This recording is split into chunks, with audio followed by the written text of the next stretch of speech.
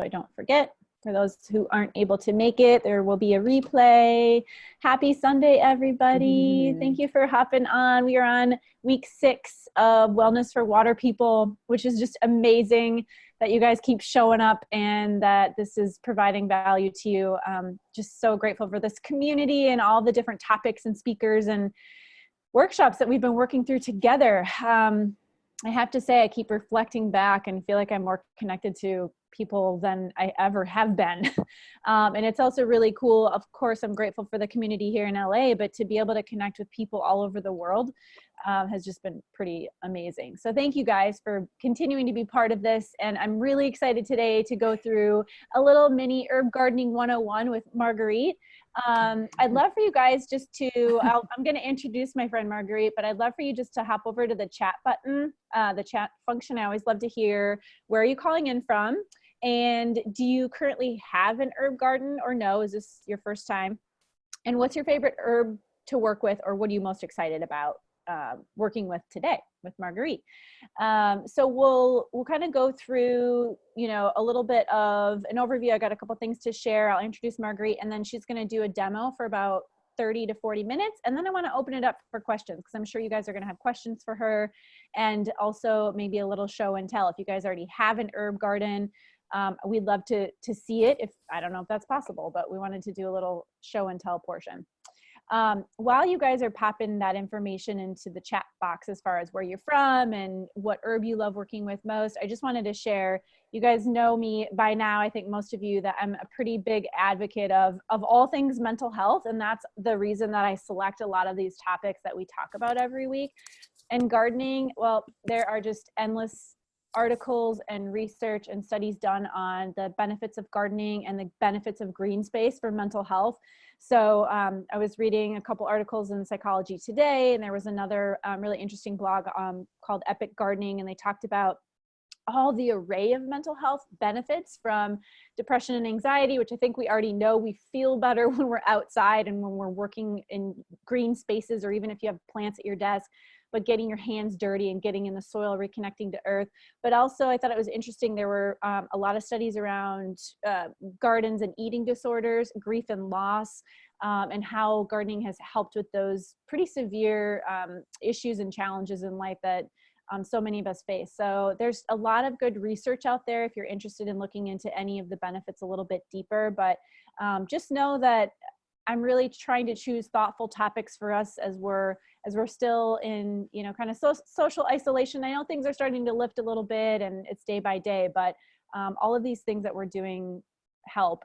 Also, rounding out Earth Month. I hope you guys all had an amazing Earth Month. I know it wasn't probably what we're used to doing. A lot of us who volunteer are used to being at the beach and kind of activating in a community setting, but we're able to be kind of let the earth just breathe a little bit right now, and let the earth exhale and have a little break from a lot of the things that pressures that we put on it. And so I thought it was just a great workshop to round out Earth Month, because it's about, you know, getting using our own resources more thoughtfully, wasting less food and things like that. And when we're doing our own gardening or using our own herbs, we really can make a positive impact on that. So with that, I'm going to introduce my friend Marguerite. I hope you can all see her beautiful face here. I need to Marguerite to do the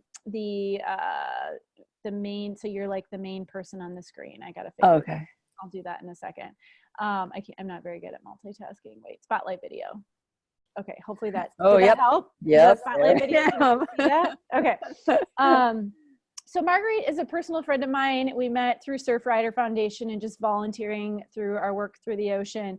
But you're going to hear a little bit of East Coaster in her today. She's originally from the East Coast. I love that accent. She has worked as an urban farmer, a garden director, an educator, an outdoor environmental educator and school teacher. So she has just such an interesting array of experience and has done a lot of things. She also is a student of the Gaia School in Topanga. If any of you have heard of that amazing, incredible schooling. And also I think Kristen's on as well, and she's been part of that. So a certified master gardener and Reiki master. I like this part in your bio, Marguerite, that you've recently turned your talents to more deeply exploring the spiritual aspects of plant medicine, as well as the role of negative and positive energies on property and land. So this goes a lot deeper than just like planting herbs. Marguerite is just so well versed in so many different things and always exploring that deeper relationship. So with that, I'll turn it over to Marguerite. And Marguerite, please, if there's anything else you want to share about yourself, please feel free to do so. Yeah, well, thank you, Stacy, so much for that intro. I'm so excited about this, and I can't thank you enough for doing these weekly. And when you do the tea ceremonies, you just create such a beautiful community. So thank you for keeping that alive during this time for everybody. So yeah, hi everyone. Let's see a little bit about me. I'm from the East Coast, New York, Long Island to be specific, and I've been in Los Angeles now for 5 years. I did not always garden.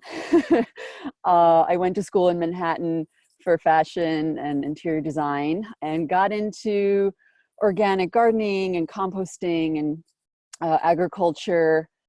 Let's see, about a little over 10 years now. And part of it has been trial and error, kind of learn as I go. A lot of it has been, I've been trained in it through jobs, interning, you know, things like that, volunteering. And yeah, it's not like I just woke up one day and I knew how to grow plants. I did garden a bit when I was a kid with my dad.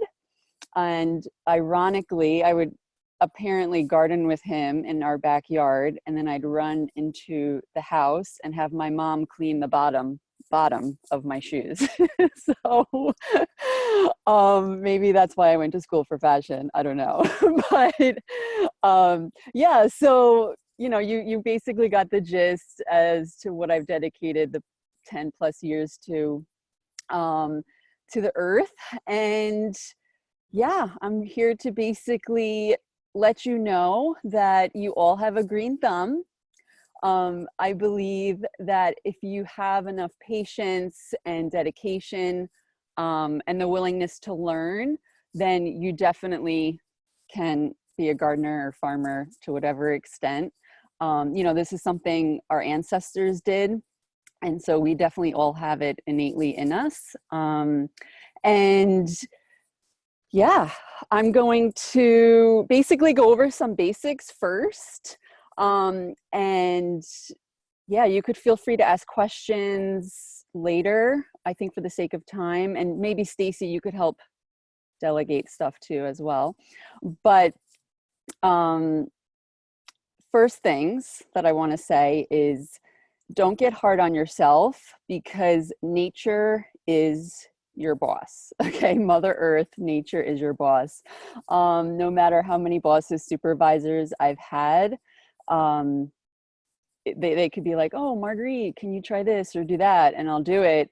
But then, you know, it could be 10 degrees hotter, 10 degrees colder. A pest could come along, a disease. And just when you think you've figured it out, there's a spin on it. So I encourage you to always keep a garden journal or a garden log as a form of just observation for your garden. How are things growing? What has worked? What hasn't worked? To just keep track of it all. But some basics would be, since I think most of us, based on the chat, are in the Northern Hemisphere, you would want your garden ideally to be south facing. That's how it would get the most sunlight. Second best would be like southwest, west, but a minimum of 6 hours of sunlight, ideally more, but you know, you want about 6 to 8 hours of sunlight for your garden or your herbs. You also want to keep in mind your water source. I know right now we're pertaining mostly to container gardening. You can do drip irrigation, which is really nice and easy because you set a timer and you don't have to really worry about much. But I myself, for the most part, I have a little bit of drip irrigation, but then I mostly have to hand water, which isn't always easy, especially if you go away. Hence why we need plant sitters. But yeah, you always will either need a water source or, you know, get a watering can. I actually have kid ones with me. I have 2 little kid ones. And ideally, they are watering cans that have the like shower head. So that you don't like waterlog the plants or anything like that. So it basically mimics rain. And it's really important when you are watering that the roots want the water. It's not the leaves, like the top of the plant, the aerial part above the soil. If it's like super hot day in the summer, sometimes I'll give them like a little foliar spray. But it's really the roots that want the water. The leaves just want the sun for photosynthesis. So that's something to keep in mind when you do hand water. You want to be closer to the base of the plant. And then specifically when we're pertaining to the containers or pots, whatever you may have at home or potentially want to use for a container garden, that you could do metal, there's terracotta, obviously the plastic, you know, with the starts or whatever come in, wood, like wine barrel size things, or just like horizontal rectangular shaped ones. I personally have mostly terracotta and wood, wine barrel size. I have a few raised beds, but I would say if you're in LA, you know, terracotta is.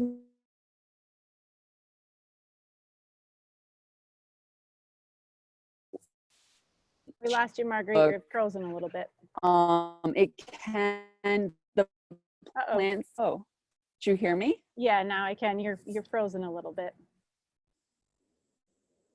Oh, that's weird. Oh, now you're good. Okay, because I have full Wi-Fi. Yeah, you're okay.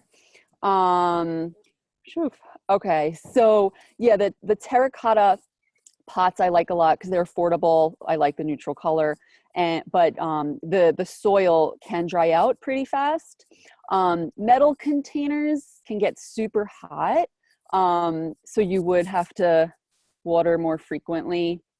I do like wood containers. Just, you know, keep in mind, it kind of depends. If you're in colder winters, things like clay could easily crack. So you'd want to bring them inside. You know, it just basically depends upon where you live. But I tend to go the wood container route or the terracotta. I do love the ceramic pots because they're really beautiful, but they could be a little more expensive. But also you want to think about, if you say you're renting, most of us probably rent, if you have to move again, most people want to take their plants with them. And so moving super heavy containers can be exhausting and not an enjoyable experience. So that's just something else you would want to keep in mind. Also, when you do buy pots, I know there's a lot of beautiful, or containers, there's a lot of beautiful offerings, you know, like Stacy and I were talking the other day and she was like, so there's like a glass container. And I was like, yeah, that kind of sounds like a terrarium. That is not for herbs or veggies, anything like that. You really want a pot that has good drainage. So, you know, you could see this one here has a bunch of holes in the bottom. Let's see. Yeah, these all have a good amount of drainage holes. You can drill also. I've had somebody I had worked with like drill holes in like a wood barrel just for extra drainage. So that's really important. You want to have holes at the bottom. And then when you talk specifically with plants and what you want to grow, you know, you could, depending upon the size of your container or your pot, if it's a bigger container, you could categorize herbs that like the same amount of water with each other in that specific container. Or you could just have them like individually spaced out in their own. So that's another way, depending upon how much space you have. But what is also really, really important is to buy organic. I only do things organically or regeneratively, regenerative agriculture. But you really want to buy organic potting mix or organic soil. You don't want to take, if you have a lot of land, soil just from your garden outside. Okay, they retain and absorb water differently. And you never know what is, you know, in your soil, like unless you do a test, you never want to spread anything over into a pot.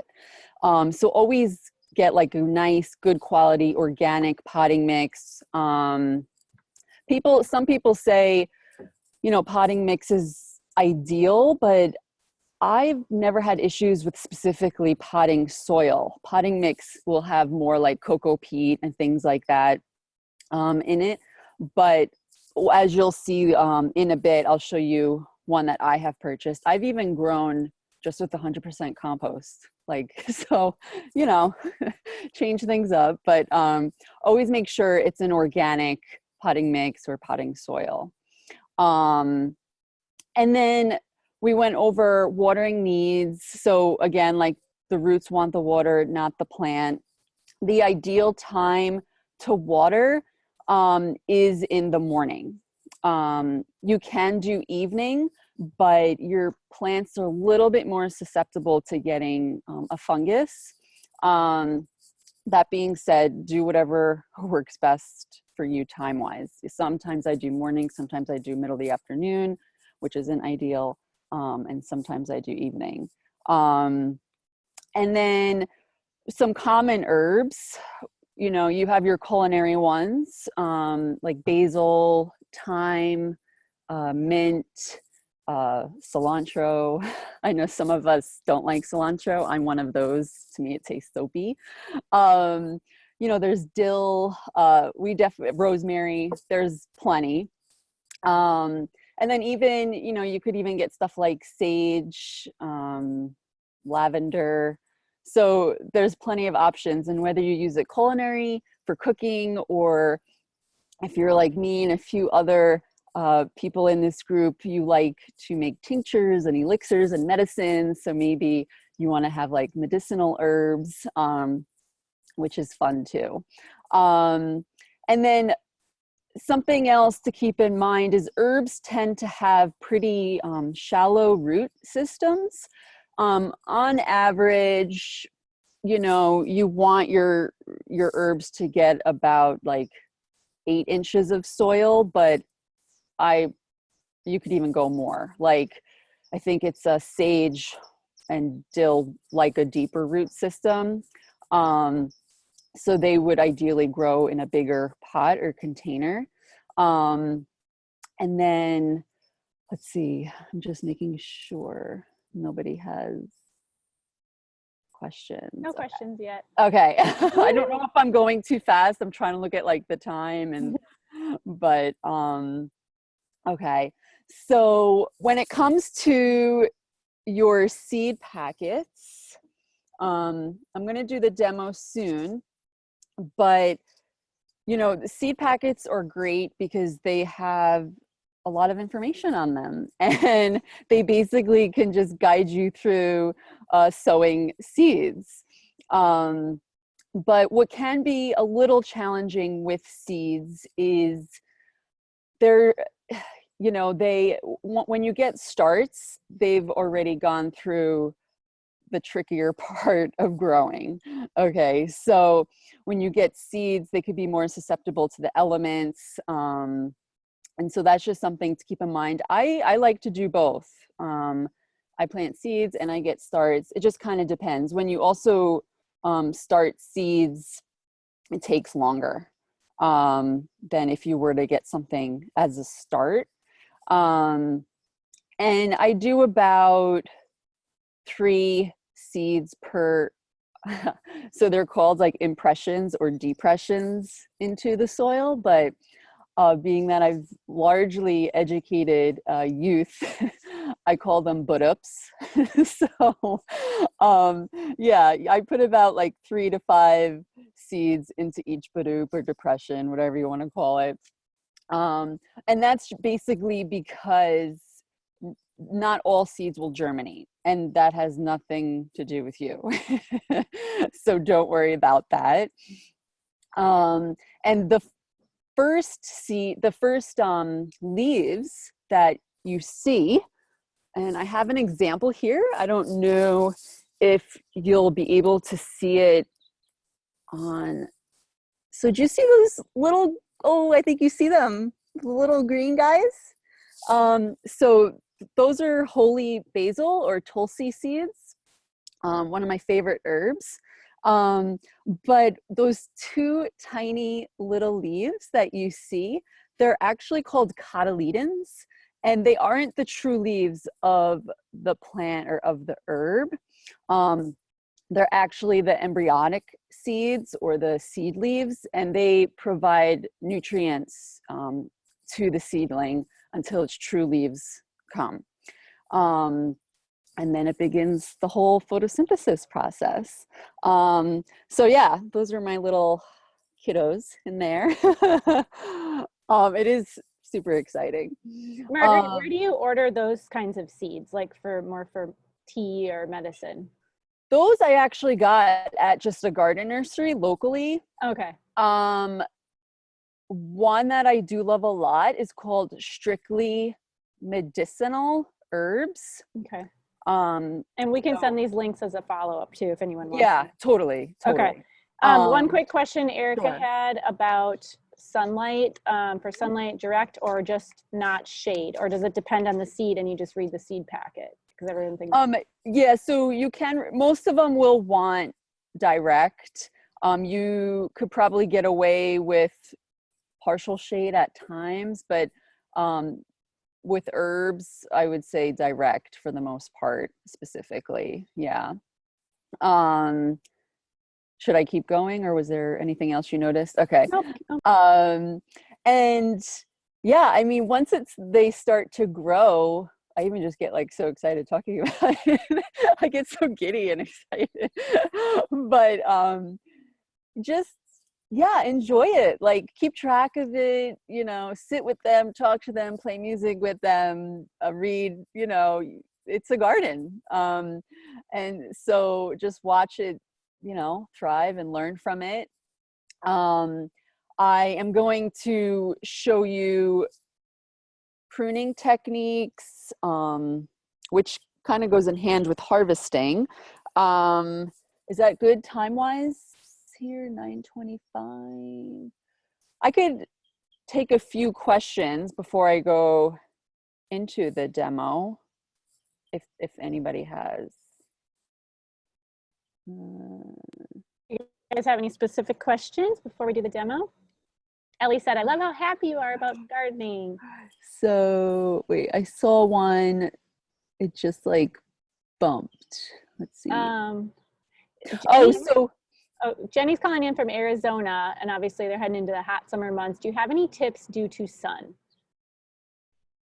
Well, yeah, I mean, if you find that your soil, so what I also wanted to mention, actually, a good way, I know people, in addition to that question, are wondering like how much water, but so yeah, with the sun direct, you want it to get good sunlight. If you feel like they're not, if you feel like they're getting too hot or not responding well, then feel free to move them around, put them in the shade, give them a break.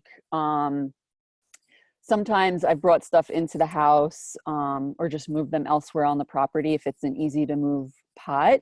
And yeah, like in Malibu, it can get super hot in like mid-summer or late summer. So even though for the most part, I tend to stick mostly with, you know, just watering the base of plants so that the roots get the water. If I feel like the leaves or the aerial part of the plant is just looking like exhausted and wilty, I'll totally give it like a refresher spray, just to help boost it a bit. And oftentimes that also happens when you transplant a start like into the garden or into a bigger pot. it can at times go through transplant shock, and people often freak out. They're like, oh my God, I killed my plant or it's dying. And no, it's totally fine. It's just that it was really comfortable and fully moved in, and you just moved it without it knowing. Like moved it full locations. It would be like somebody just knocking on your door and being like, hey, guess what, you're moving today. So you'd probably be like, wah wah as well. But yeah, in that case, if it does give you that super sad look, just water it. That's very important to prevent that transplant shock. But back to what I wanted to mention with watering specifically, you know, the ideal way to figure out if your plants, herbs, whatever it is, need water is to stick your hand into the pot or into the garden bed. If it's a little bit more drought tolerant, you know, like rosemary can go a while. You know, some herbs can get some dry spells or not need as much moisture, but you kind of want to, if it's in a pot, I would go down to like your second knuckle, or sometimes I just put my whole hand in there gently to feel how moist it is down there. You kind of want it to be like a wrung out sponge. You don't want to give it too much water, but you also don't want to under water. So you kind of just want to find that sweet spot.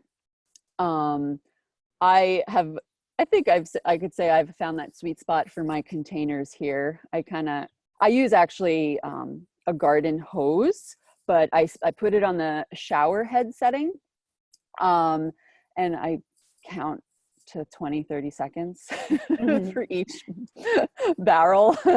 Hey, Mark, I got a couple quick questions. Sorry, I want to jump Sure. in just because Yeah. it's 9:30. Can you talk a little bit more about the medicinal plants and what you use them for, and also any particular herb that will be great for gardening, apartment gardening?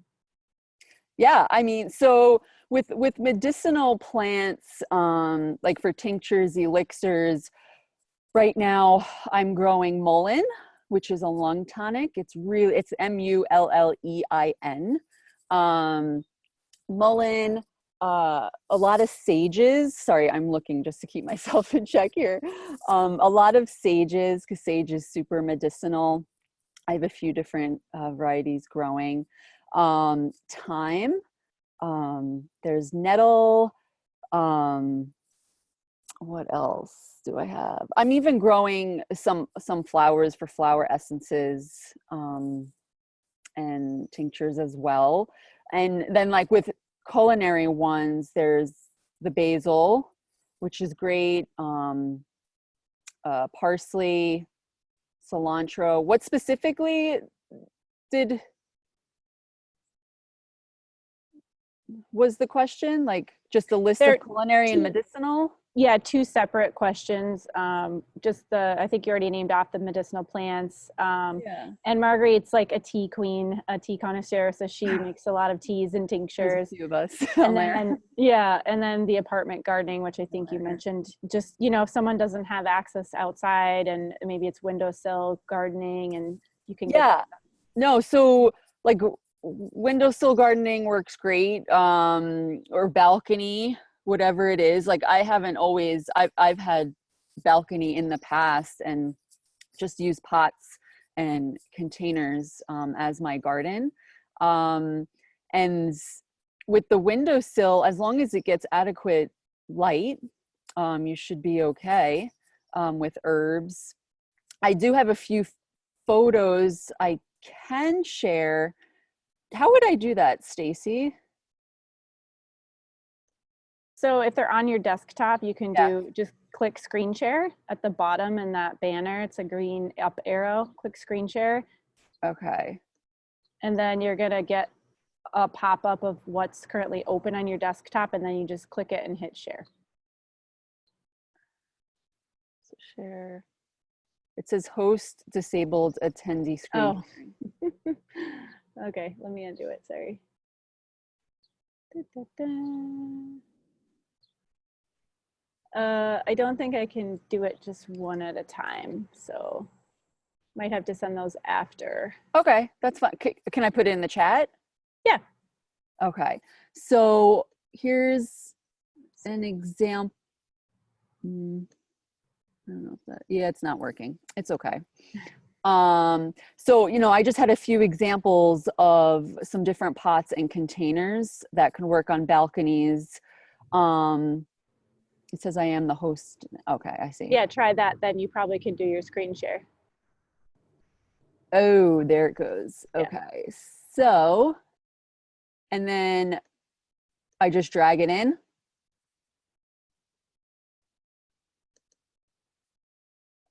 Stacey?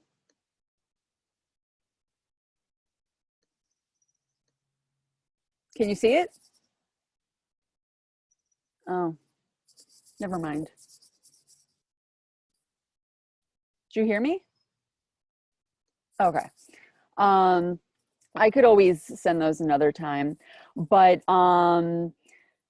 yeah, I would do for balconies, you know, or just not a lot of property, just do pots or containers. And then the windowsills, there's like little kits you could get that, you know, overhang on like a railing or what have you. And, you know, you could even feel free to do like marigolds. I have a few that I could do the demo with. You just want to make sure that these containers or the windowsill things are like about 6 inches would be like real minimum.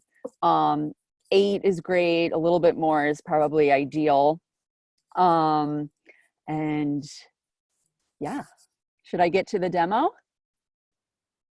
Let's hop to the demo, Yeah. just because I want to leave a little time for show and tell if anyone has anything as well.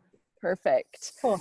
So, what you'll need, whether you're doing this now or later, is a pot. Right now, I'm going to do seeds first. And so, you know, like I showed you before, there's drainage holes. And all these pots, they have like a little lip inside. And that's basically like the soil line where I tend to stop. Sometimes I go over, but that's where I tend to just mostly use as a measure. You could see here, I did this one last night just so that for the sake of time. So I stopped it right at the rim there. So you need your pot with drainage holes, some lovely potting soil, organic. This is Garden and Bloom, GNB. Potting soil mix, and it says for indoor and outdoor potting. And so you'll basically fill it with soil. Ideally, you add a little bit of water. So here's my amazing little watering can. So just like, don't want to get my computer wet, but. I'm looking at Jill's video, and Jill and her little cutie little mini gardener. Got all their potting soil stuff. That's awesome.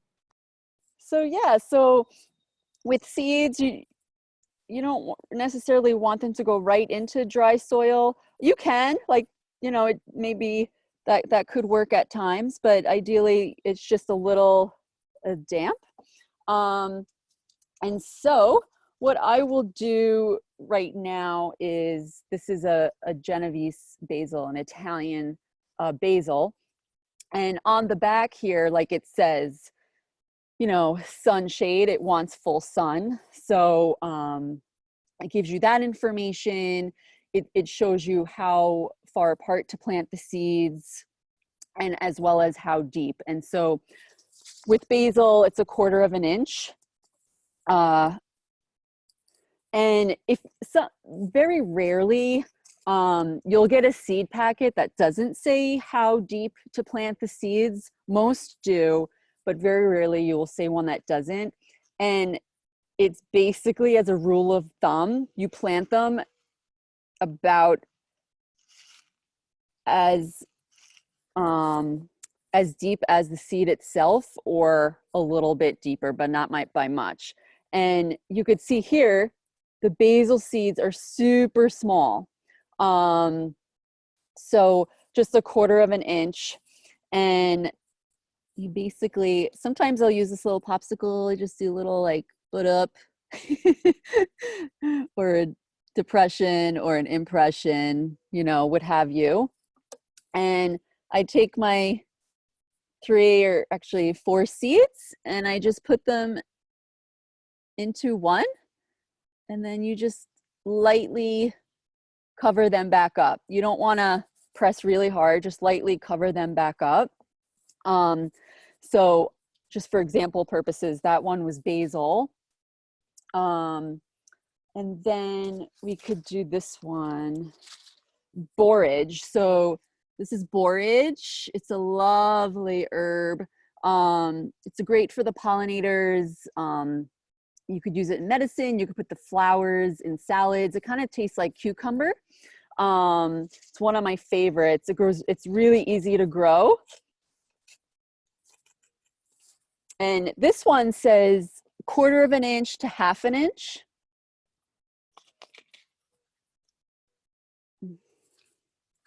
So I'll show you these seeds.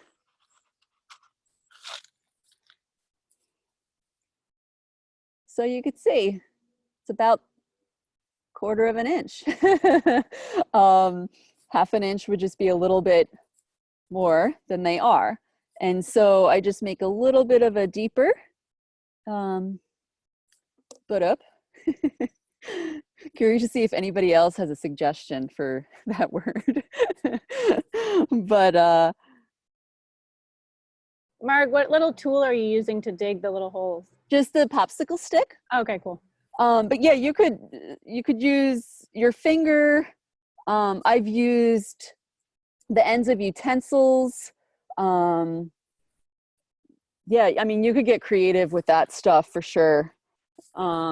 And then as soon as you plant the seeds, do you do a little watering immediately after? I mean, since Yes. usually when you open a new bag of soil, it's a little moist anyway, but do you still water it right away? Yeah, I do. Okay. Not a ton, but you know, I'll water it and then I'll like check on it again, just because you kind of want to give it opportunity to drain.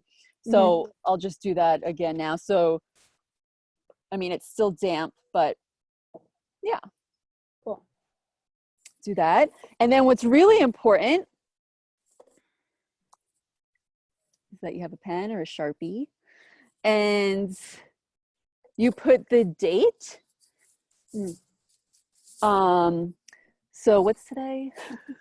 I don't even know. I know it's Sunday, 26? but anybody know the date? How funny is that? Yes, it is the 26th because it's birthdays today. I have to call those people. So 4/26/20, and then I'll put basil and borage. For the sake of the demo, I put them in the same pot. You could do whatever's easiest for you. Like if this pot was borage, I would just do popsicle for basil, popsicle for borage. But the more you garden and start to plant things, the more you'll start to really identify the seedlings. Like going back, let's see, maybe 8 years ago, I was like, I don't know, they all look the same to me. But once they get past that cotyledon phase, you start to be able to identify what's what for the most part. But what I want to do now, we're still good on time because we're leaving like 15 minutes for like Q&A, show and tell, yeah? So got some bigger basil plants. So you saw the seeds. And so I bought some starts. And so what I want to show you now is how to transplant. And also I want to point out to you how to properly prune or cut back or harvest basil plants to create more growth or more yield. And so I got my bigger pot here. I can technically put these into like the raised bed, but for the sake of this, I'm putting them into this pot. When you do have a start, you know, they do obviously come with a lot more soil. What I'm going to do is put some soil in the base of this pot, and then kind of see how well it will fit.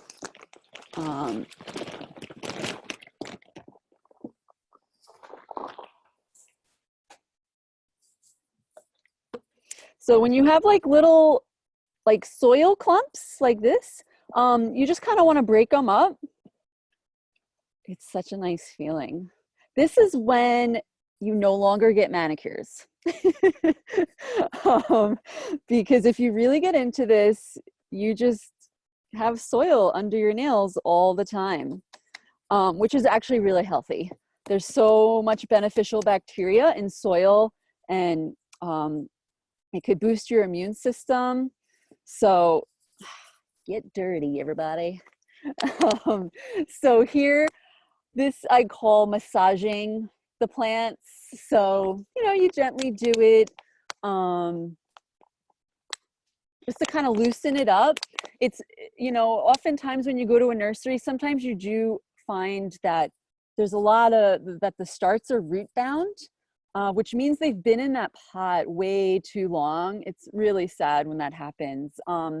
I always like to take on the challenge of rescuing them, but they can be a little bit more challenging to transplant because they require a lot more water, because it's just, they've just dried out in this container, and they're just so hard to even massage.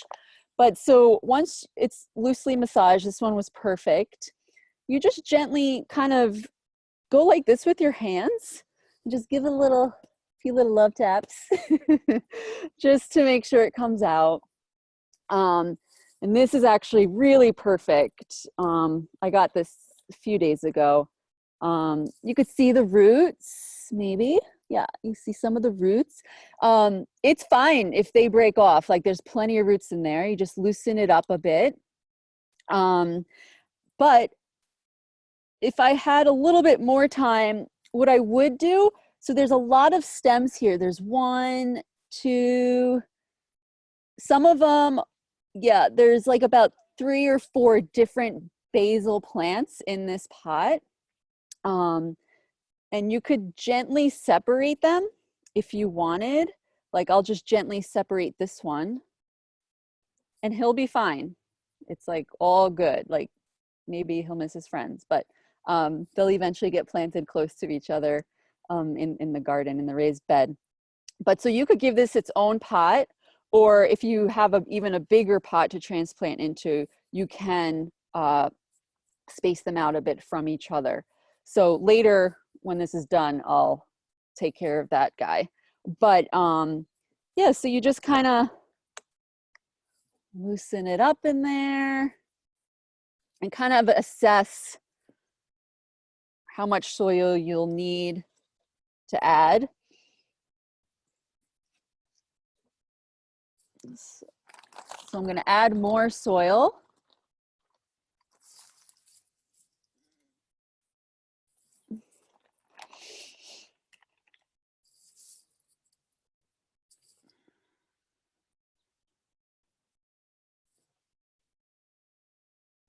And so you could see this one's already like, oh gosh, like that wasn't fun.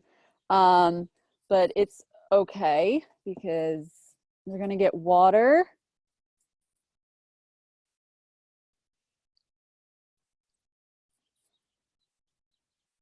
I usually also, when I water a bit, I watch it go down, just to not go too crazy with like puddles.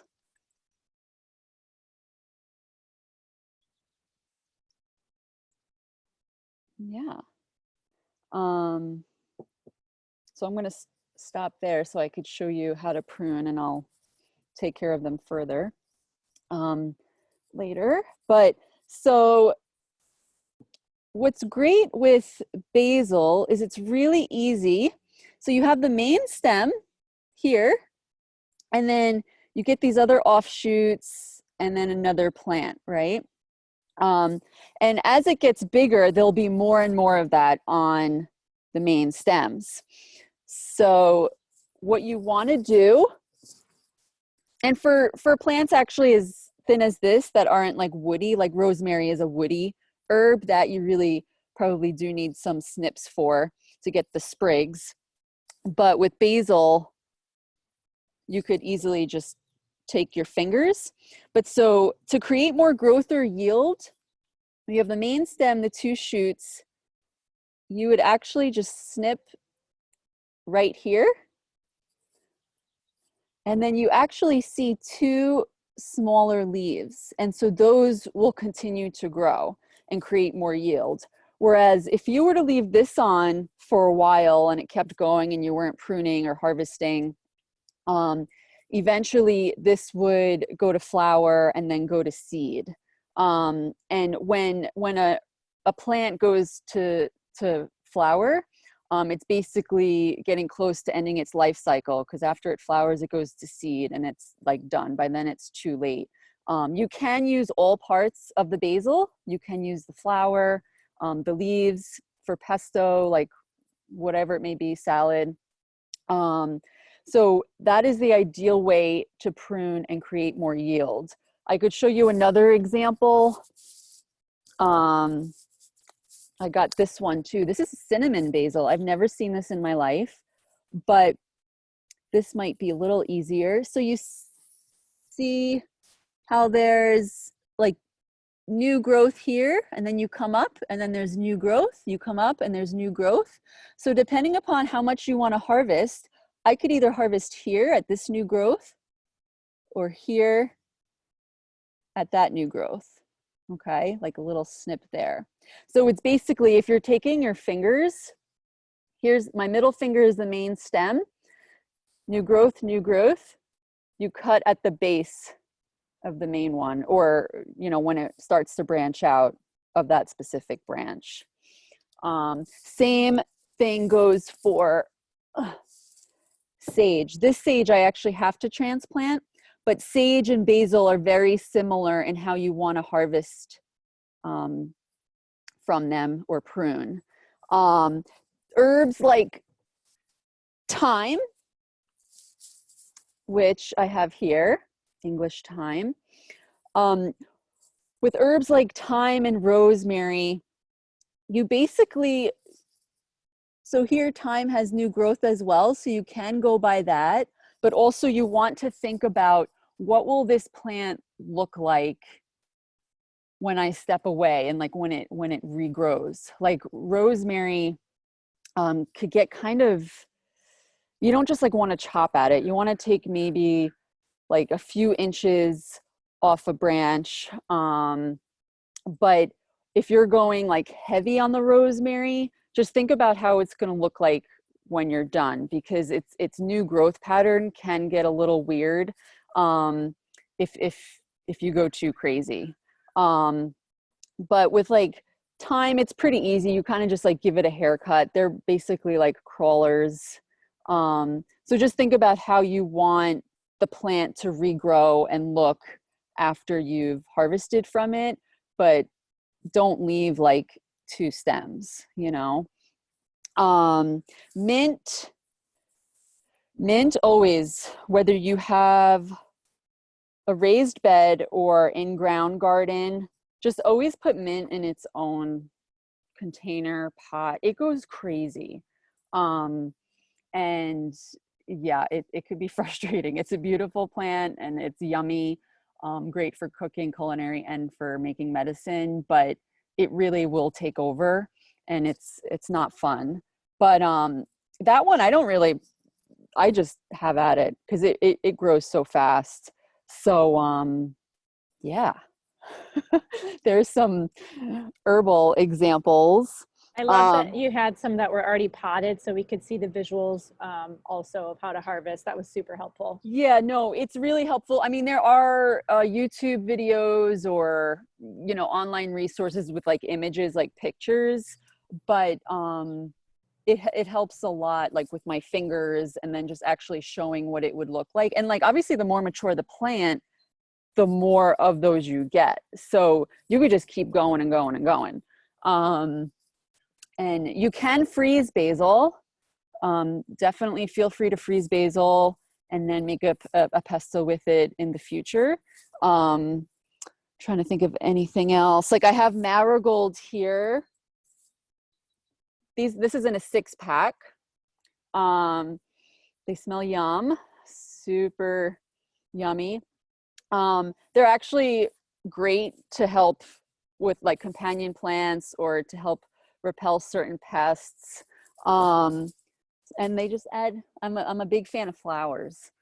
So they add color. But I know there's probably some show and tell or questions that I want to, give people the opportunity, because I know I went over a bit, but I felt like that was important for everybody. Yeah. Thank you, Marguerite. I think all of that was important. I know it's hard to squeeze so much information, like a lifetime of learning and gardening, into 30 minutes. Yeah. So if anyone has follow-up questions too, what's the best place they can reach you before I forget? Yes. Instagram? So, yeah, on Instagram is Resonating Earth. Or you can email me. Do you want me to put it in the chat? Sure. And then there's a couple questions, but I just want to see if anyone wants to do show and tell. If you guys, let me take the speaker view. And my email is. Do I have any brave souls that have, Kelsey? I know yours is outside, so maybe you can't. I can go outside. Can you? Okay, I just unmuted you. I know I saw, Kelsey, you were just recently planting. I don't know if anything has sprouted up yet, but. I have some things. I don't really know what I'm doing. That's why I'm on here. Well, I'm trying to find you, Kelsey, because I have to scroll to find people who are talking. Oh, I'm going to try to give her the spotlight video. Here we go. Okay. Okay, I'm a little slow with Zoom. Kelsey's in Florida, just so you guys know, like, the temperature and where her geography and where she is. It's super hot here. And looks good, Kels. Thanks. My husband built me this after I begged him a lot. Oh, so it's beautiful. It looks so Thank good. Thank you. I have radishes here, and then I have little carrots here, and some tomato plant. I just kind of stuck that in the ground. Yeah. And hope for the best. I love it. And what are those? These are cucumbers. Cucumbers, and okay. Some kale. Oh, awesome. And then these are my herbs. They're like little tiny thyme and some sad cilantro, oregano, and sage. Amazing. You actually have examples of like everything I spoke about in your garden. So if you go back to the radish. Yeah. Can you just zoom in a bit? So you see those heart-shaped leaves? Oh, yeah. Those are the cotyledons. What does that mean? I was wondering. Those are the embryonic leaves, the seed leaves. But then you have the true leaves as well. So the ones that aren't heart-shaped are the true leaves. So that's the actual like radish leaves. Okay. Yeah. Same with the kale. I think they have those too. It's so bright out here. Yeah, it's hard for me to see the kale. With your carrots, can you go over to the carrot seedlings? Can you see them? Yeah, so I don't know if your seed packet said, I only see 3, but if there's a whole row there, what you'll eventually want to do is thin them out. And so with thinning, you'll want to cut the top of the carrot seedlings every few inches so that certain ones grow. And because otherwise their roots, because when you eat a carrot, you're eating the root of the carrot. It's a root vegetable like the radish, but those look spaced out pretty good. I just Googled it. Yeah, no, I mean, for the best. Yeah, Google is the best. I love Google. And then for your, what was it, cilantro? Yeah, it's dying. Yeah, well, try cutting the dead. So with any herbs or plants, whatever in general, if you see super sad, like a large amount of super sad branches, leaves, what have you, feel free to just cut those areas back, because at times, sometimes what's happening is nutrients are still going there, but it's not worth it. It's like it might as well put all that energy and nutrients into the healthy parts of the plant. So you could feel free to just get rid of those two little sad ones. Yeah. If you want. Did anybody else have show and tell? I know, but I love it. You're doing a great job there. And I love how it's like waist high-ish. Yeah, that's what I asked him, because I was like, I kind of want to stand and work in the garden. So yeah. Hi. Your microphone? Mine? Or Jill's? Oh, there. Can you hear me now? Yeah. Okay, great. So this is Jazz. Oh. You want to do the show and tell? She wants to. So what do you want to tell them?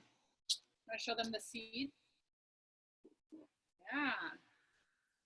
Nice job. We're also in Florida, and one of our plants drops these seeds as it grows. It has big flowers that drop them, and so when we were doing some just pruning of our plants over there, we grabbed a couple and put them in these pots. And these two were actually started at the same time. And we started that third one, but an animal had dug it out. And so it's just kind of interesting. This one, I don't know if you can see. It's just in there.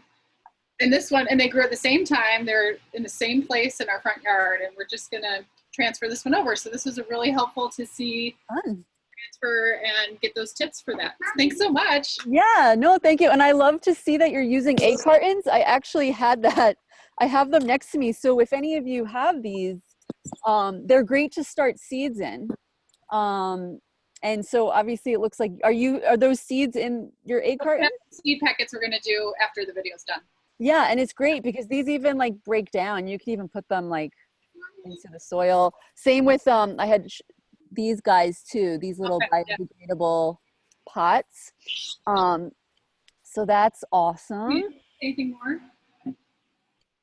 No. Okay. Thank you so much for having us. Sure. Thanks for joining. Thanks, Jill. All right. I'm going to go over to, oh, where'd she go? I lost Jen. Oh, I'm here. Oh, there you are. Okay.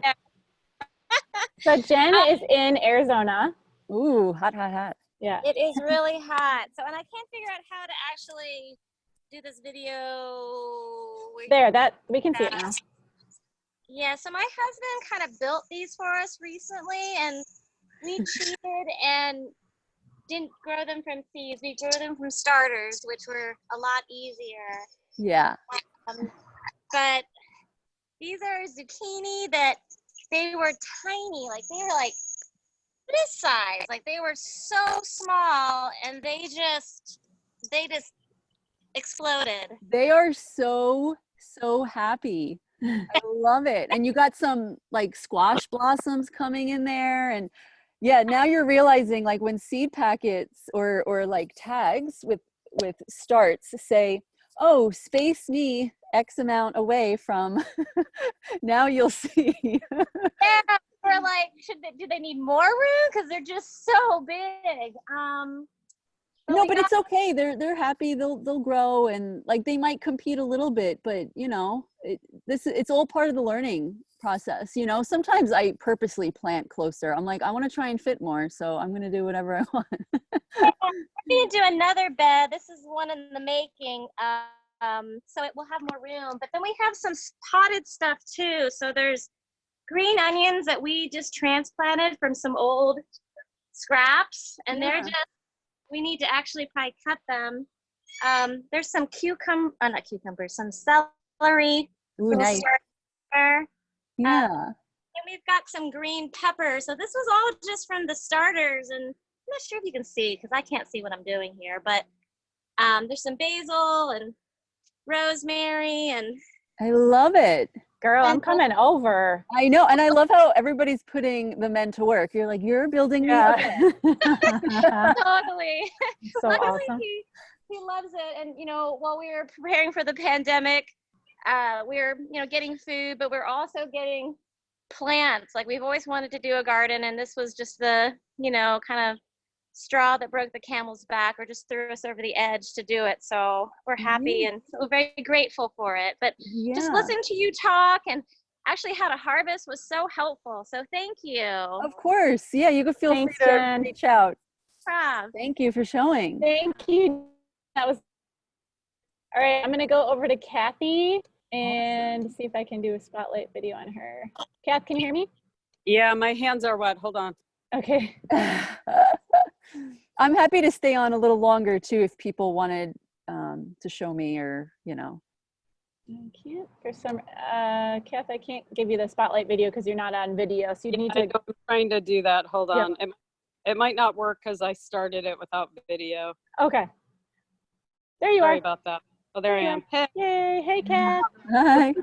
Put you on spotlight video. Kathy has an amazing garden too. Wow. That's the herb garden. This did not take a year. This took several years. So this is the mint that she was talking about. Takes everything over. Yeah. If you're in LA and you need mint, I have it.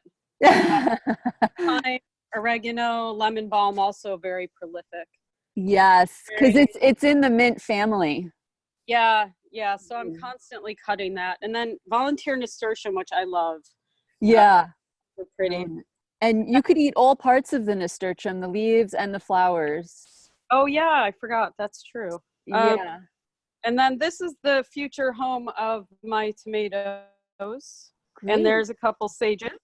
The only seeds I did this year are catnip. I do starts because they are just a little easier for me. Well, yeah, it's like, a lot of things from seed take 75 days. Like radishes and greens are like about a month, but carrots take 75 days from seed to harvest, and that's in ideal conditions. So, it can be really helpful time-wise and hope-wise to get starts. Yeah, and we have a squirrel issue, so. So ground squirrel, or just like they just go into the LA. Yeah. Well, no, because there's like the ground squirrels, but then there's like the general squirrels. So you could build a cage if you Google garden cages, you could make a cage that's just easy to remove, like with chicken wire and wood. I've even seen ones with like PVC pipe and chicken wire. I have one of my raised beds is rabbit proof, thanks to my boyfriend. It's just chicken wire and wood, and I just flip it off, on, off, because the rabbits will get to it. So cages are super helpful for pests and critters like cute bunnies and those little maniac squirrels. I know some people are having to hop off, guys, and there were some questions that we didn't get to. So thanks, Kathy. Thanks. So I just want to let you guys know, for those who have to hop off, maybe Marguerite, I can send you a list of the few questions we didn't get to today, and then we could just send a follow-up email. Sure. I wanted to try to do one more show and tell with Olivia, but I think Olivia needs to have her video on. Let's see, Olivia. I don't know if you can. Okay, Olivia, I unmuted you. Can you? Yeah, hi. Hey. I had one quick question. We got this pot yesterday for our herbs. Yeah. Just wondering about how to, we had all starters. So we put cilantro and oregano, basil, and we have a jalapeno on top. Yeah. Wondering how to water. What's your suggestion for water? Should we put water here on each of these little pieces, or just from the top? So it looks, I would try, I've never used one of those before. Okay. I've actually only seen those used mostly with strawberries, but it's, they seem happy right now. I would water from the top for sure. So basically what's going to happen, peppers and tomatoes, in their earlier stages, they like a lot of water, but as they mature, they don't require as much water. So right now, give your peppers some good water and see how moist, like those little sections where the herbs are, put your fingers in there and hand or knuckles, whatever, without disturbing too much of the plant, and feel how moist it actually gets. If I had to guess right now looking at it, I would think you'll have to add some more water to those specific little herb sections. Okay.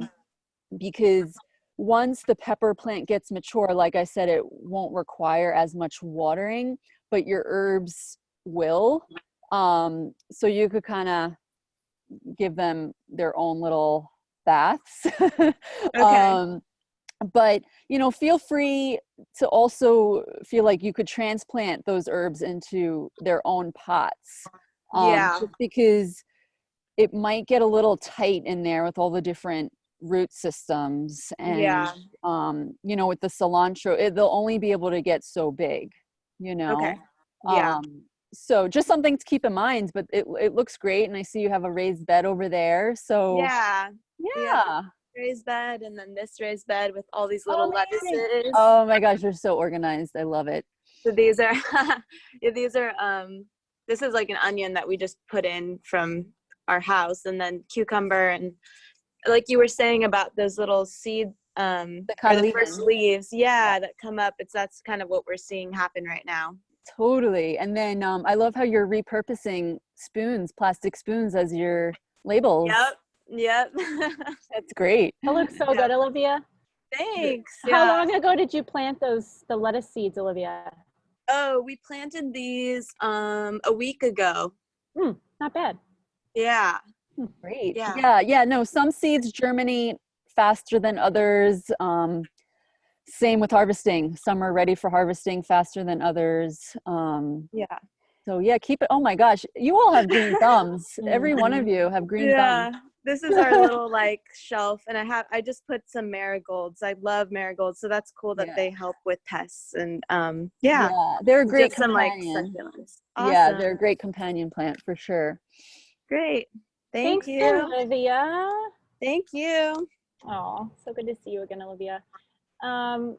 Cool, you guys. Well, I know we're over our time here. So what I mentioned is maybe we can just send some follow-up questions to Marguerite. Marguerite, there's quite a few questions I know might take a minute. So I'll send those over, and then we can send a follow-up email. But if you guys want to take any photos from today of, what you've planted so we can see your work or your existing herb gardens, I loved the show and tell. So thank you for hopping on video and sharing that with us. But feel free to tag us in photos, Salted Spirit and Resonating Earth, and we'd love to repost and just keep this community share going so we can see what you guys are all doing. And feel free to reach out to Marguerite with questions, and just thanks for joining us for another Sunday. This was so fun, Marguerite. Thank you for this amazing tutorial for people like me that don't have green thumbs. You do.